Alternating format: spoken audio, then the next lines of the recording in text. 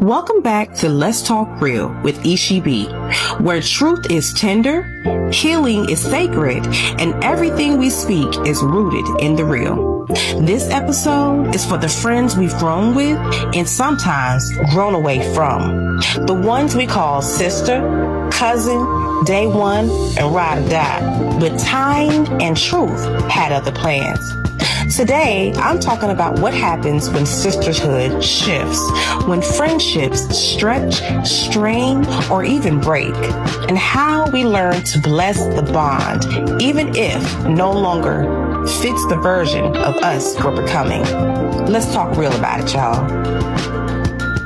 Friendship and womanhood is sacred. It's not just about laughter and brunch dates. It's soul recognition, shared survival, lifelines during chaos. But sometimes the very friends who once held our pain no longer hold our peace. Sometimes the friend we cried with becomes the one we cry about. It doesn't always mean betrayal.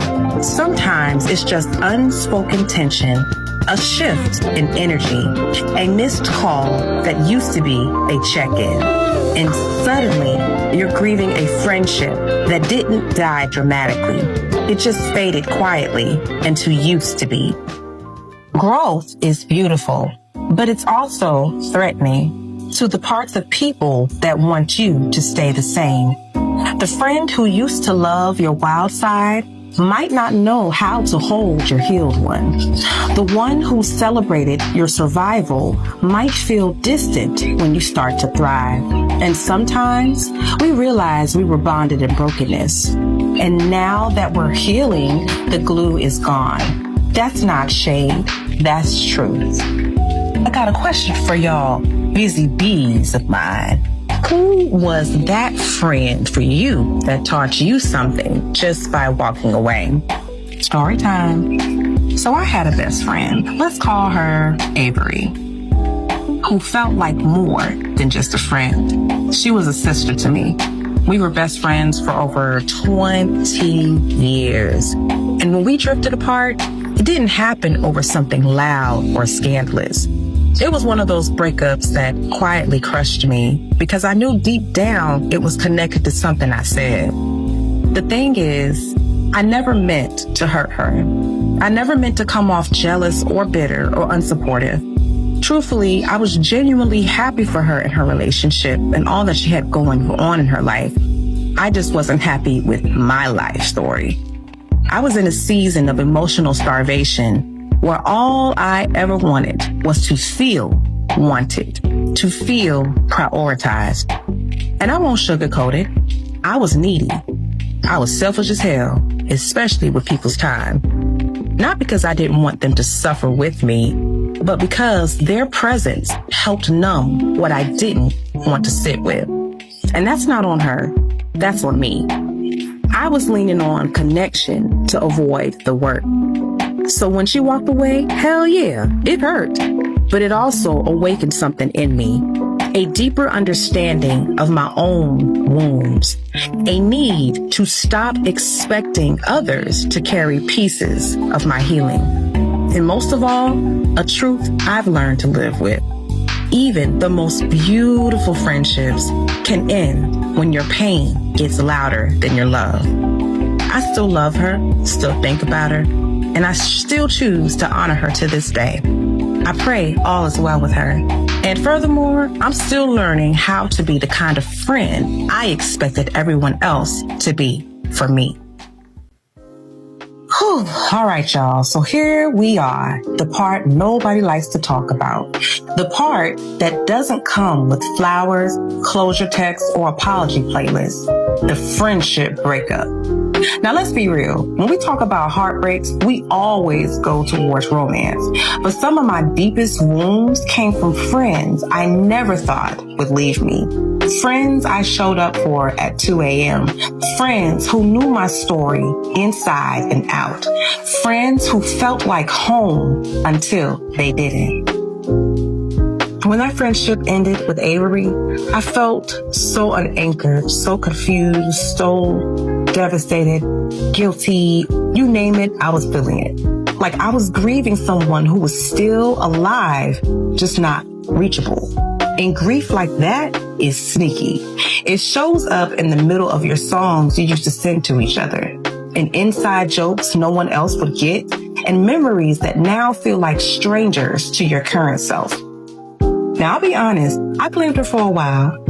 I was mad for a long time, but then I got mad and blamed myself. And then after that, I finally stopped needing someone to blame and started asking the hard questions.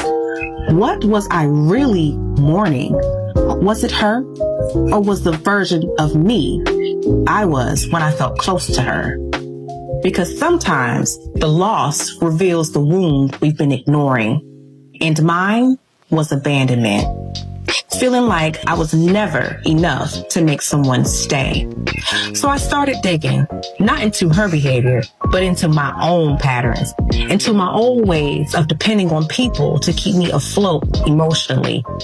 And the deeper I went, the more I saw that healing doesn't always mean reconciliation. Sometimes it just means peace.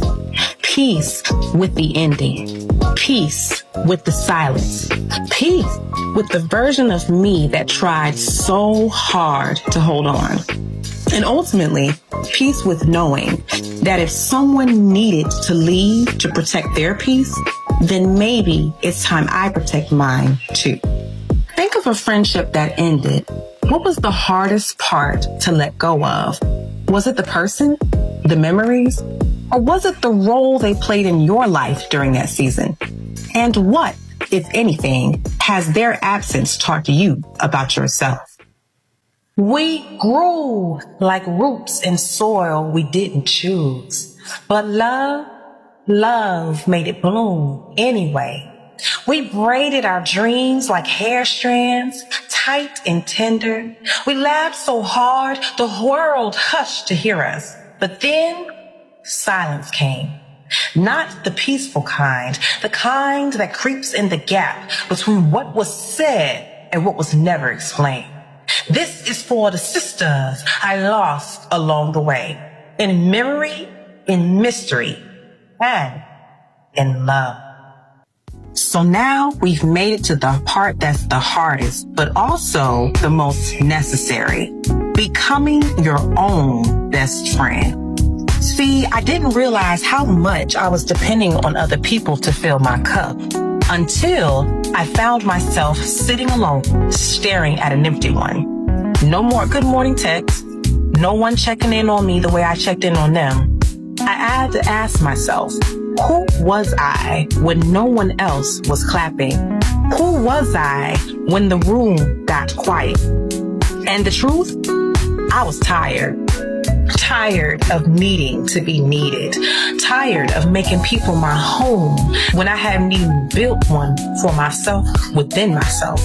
So I started the slow, sacred work of becoming my own friend. I learned how to hold space for my feelings, to validate my own worth, to say, girl, is you good? And actually sit with the answer. I started laughing with myself, going for walks, and talking to God like he was sitting on the porch next to me.